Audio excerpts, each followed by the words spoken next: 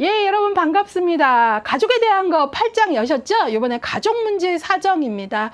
자, 이제 우리가 가족을 현장에서 도울 때 이 가족을 어세스먼트, 사정한다라는 건 이 가족이 문제야 해서 문제만 보는 게 아니라 사정이란 말에는 이 가족 특유의 강점도 볼 수 있는 힘이 필요합니다. 예, 그래서 가족 진단이 아니라 가족 문제 사정입니다. 이 가족이 호소하는 문제 이것들도 보지만 동시에 이 가족이 갖고 있는 고유한 강점도 보겠다 이런 마음이 필요하고요. 그런 발견된 강점은 결국은 가족 치료 과정에서 활용해야 되는 거거든요. 자원으로. 예, 그래서 여러분들이 그런 마음으로 가족 문제 사정을 볼 건데 여기에서는요. 가족 문제 사정에서는 한눈에 쏙을 보시면 크게 두 가지예요. 하나는 바로 가족 사정의 개념. 예, 그러니까 가족을 사정한다는 거 도대체 뭐 봐야 되나? 내 기분 내키는 대로 보면 안 되잖아요.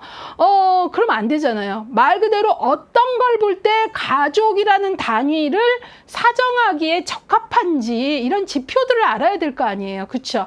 그래서 가족 사정에 대한 그런 내용을 볼 거고요. 또 하나는 이제 도구가 있어요. 가족 사정 도구들을 좀 볼 거예요. 그래서 바로 보면 기출은 훨씬 많은 건 도구이죠. 예, 그래서 여기서 도구를 볼 거고 가족사정의 개념 1절에서는 가족사정이 뭐냐, 가족의 구조 및 기능이 뭐냐 별 하나 있네요. 그 다음에 가족을 사정한다 하면 어느 차원들을 봐야 되나, 그러니까 현재의 가족만 보는 게 아니라 이 가족의 역사도 봐야 되죠. 패밀리 히스토리도 봐야 되고 현재를 본다 하면 뭘 봐야 되나, 이런 종과 횡 차원에서 어떤 지표들을 보는 게 이 가족을 제대로 입체적으로 보나 해서 네 가지 차원 볼 거고요.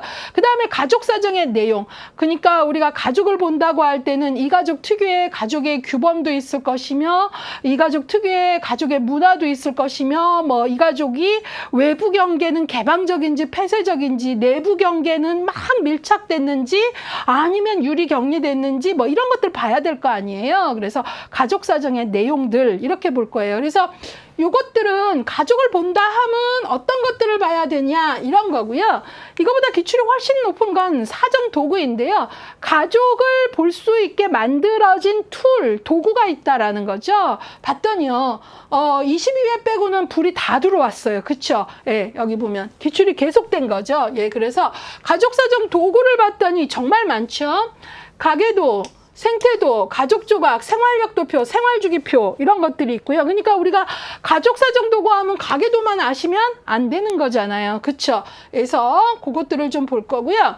그 다음에 이제 그 외에도 그 기타 사정 방법엔 뭐가 있나 해서 볼 거고요. 상대적으로 지금 기출이 어디가 높은가 봤더니 가계도 별 3, 생태도 별 3, 가족조각 별 2 했어요. 그래서 이런 것들은 결국은 가계도만 알면 안 되고요. 가계도와 생태도는 뭐가 다르지? 가계도를 통해서 알 수 있는 정보, 알 수 없는 정보, 생태도를 통해서 알 수 있는 정보, 알 수 없는 정보, 가족 조각은 어떻게 하는 거지? 뿐만 아니라 가족 조각이 알려주는 정보는 또 뭐가 있지? 생활력 도표는 뭐고 어떻게 활용하는 거지? 등등등 해서 요것들을 정확히 아셔야 돼요. 크게는 이런 문제 나올 수 있죠. 가족 사정 도구만 묶어라. 그러면 이것들을 묶으셔야죠. 여기 소쇼그램이 나오면 묶지 않으셔야 돼요. 그건 집단 사정 도구거든요.